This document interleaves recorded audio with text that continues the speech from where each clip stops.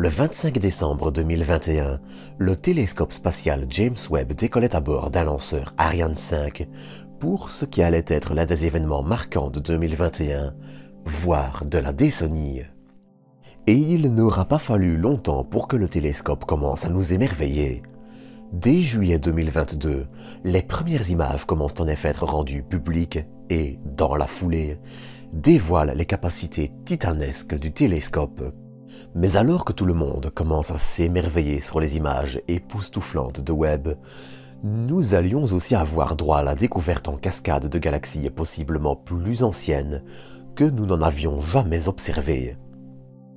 Si cette découverte n'est pas surprenante, Webb étant après tout conçu pour ce type d'observation, en revanche, l'existence de galaxies comme celles observées dans un univers aussi jeune allait suffire pour laisser parfois apparaître la théorie, un peu exagérée, que ces découvertes remettent en cause le Big Bang.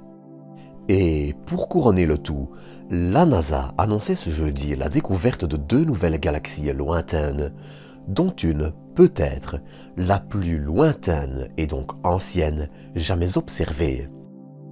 Mais justement, ces découvertes remettent-elles réellement en cause le Big Bang et, surtout, qu'impliquent-elles concrètement? C'est de ceci dont je vous propose de parler dans cet épisode. Mais comme d'habitude, avant de commencer, j'aimerais rapidement vous inviter à vous abonner et à partager cet épisode. Sur ce, bienvenue à vous pour une nouvelle dose d'espace.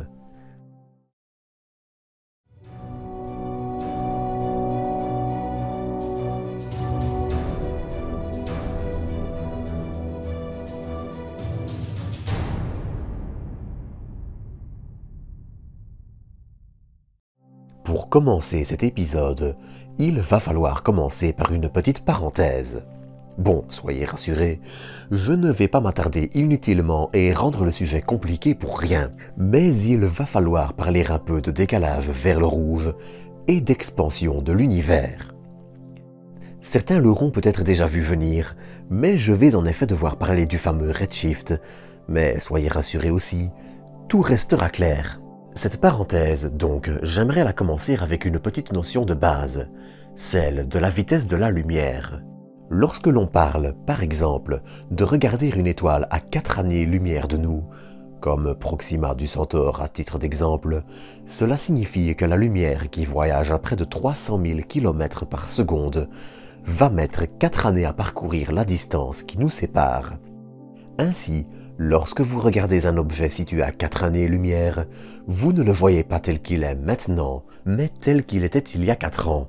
Maintenant que cette notion est passée, je vais parler de décalage vers le rouge, que vous verrez aussi souvent passer sous le nom de redshift ou Z, mais qui est exactement le même phénomène. Z étant simplement le symbole abrégé. Bref, vous le savez certainement, mais la lumière qui est composée de photons a une longueur d'onde.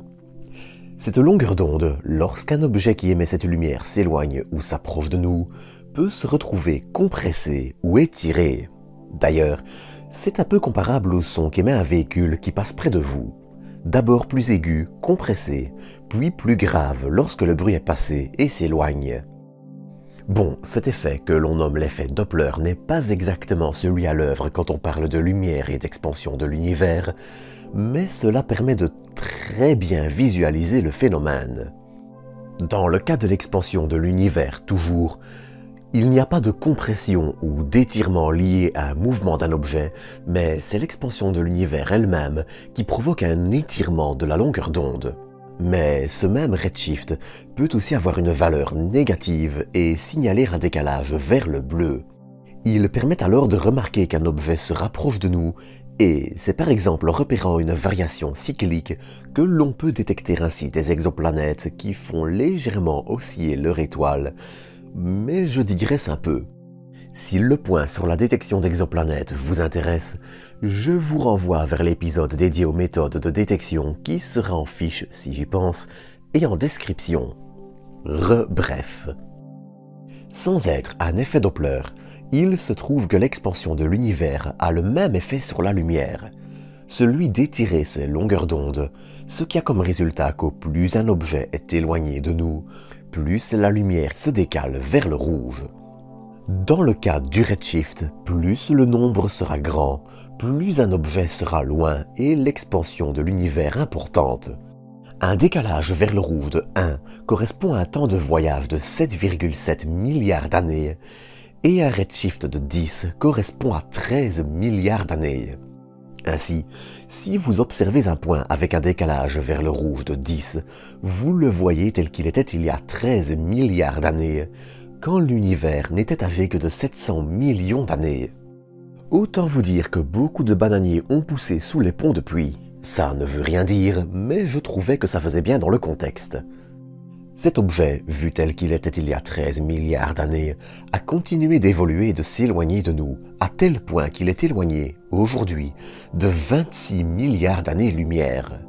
Mais alors, comment peut-on savoir qu'une lumière captée subit un redshift ?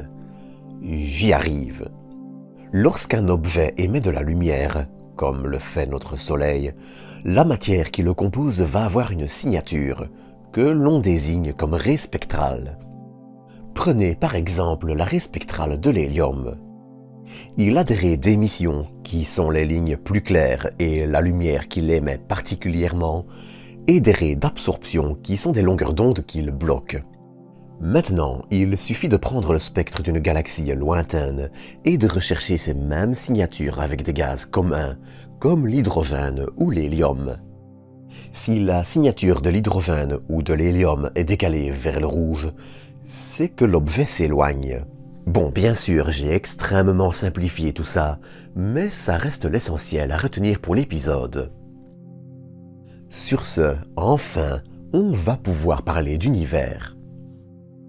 Entre 100 et 400 millions d'années après le Big Bang, les premières étoiles, dites de population 3, commencent à se former et à rayoniser le gaz de l'univers, et sont aussi ses premières lumières.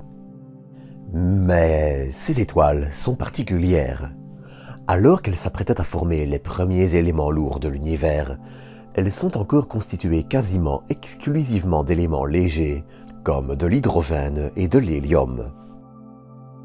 Mais elles sont aussi très massives, souvent près de 1000 masses solaires, alors que les étoiles contemporaines de population 2 et 1 vont de 0,8 à 150 masses solaires en moyenne. Le problème, c'est que plus une étoile est massive, plus elle va rapidement fusionner son gaz et rapidement arriver en fin de vie. Si c'est la multitude de supernovas à laquelle elles ont donné naissance qui aida aussi à disséminer dans l'espace les éléments plus lourds que le fer, ces supernovas allaient surtout se produire rapidement. Les étoiles de population 3 n'ont ainsi eu qu'une durée de vie de quelques millions d'années tout au plus, contre des milliards pour les étoiles les plus modestes. Sur ce, je vais pouvoir passer aux observations de Webb. Ne vous inquiétez pas, tout ce que j'ai dit avant va prendre sens. Dans une publication de ce jeudi, la NASA annonçait la découverte de 2 galaxies très éloignées, une âgée de 450 millions et l'autre de 350 millions d'années après le Big Bang. Ces galaxies sont encore néanmoins des candidates et des analyses spectroscopiques doivent encore prouver leur âge, mais elles sont déjà très probablement extrêmement jeunes. Et surtout, elles sont aussi déjà bien structurées, même si elles sont vraisemblablement encore loin d'une galaxie comme la Voie lactée. Quelques pourcents seulement de sa taille et une structure probablement proche d'un disque mais sans bras. Mais ces résultats montrent qu'elles ont dû commencer à se former très tôt dans un univers âgé de seulement 100 millions d'années. Et cela implique donc que l'âge sombre s'est terminé bien plus tôt. Pour rappel, l'âge sombre se situe entre l'émission du fond diffus cosmologique, 380 000 ans après le Big Bang, et le début de la rayonisation engendrée par les premières populations d'étoiles. C'est une période sans aucun rayonnement et donc quasiment impossible à étudier, mais en revanche, étudier ce qu'il s'est passé directement après, c'est mieux comprendre cette période et ainsi les premiers âges de notre univers. En résumé, non, ces résultats ne remettent aucunement en doute le Big Bang. En revanche, ils prouvent que l'univers a pu évoluer plus rapidement que prévu sur la période séparant le fond diffus cosmologique de la rayonisation. Et c'est un point qui reste important pour comprendre son évolution et comment il fonctionne encore aujourd'hui. Mais pour ça, il faudra encore attendre de futures analyses plus détaillées de Webb, qui ne devraient probablement pas non plus se faire désirer plusieurs années. En attendant, c'est ici que je vais vous quitter pour aujourd'hui. Comme d'habitude, j'espère que vous aurez apprécié cet épisode et je vous donne rendez-vous dans quelques jours pour un nouveau. D'ici là, prenez soin de vous, prenez soin des autres et à très bientôt pour de nouvelles doses d'espace.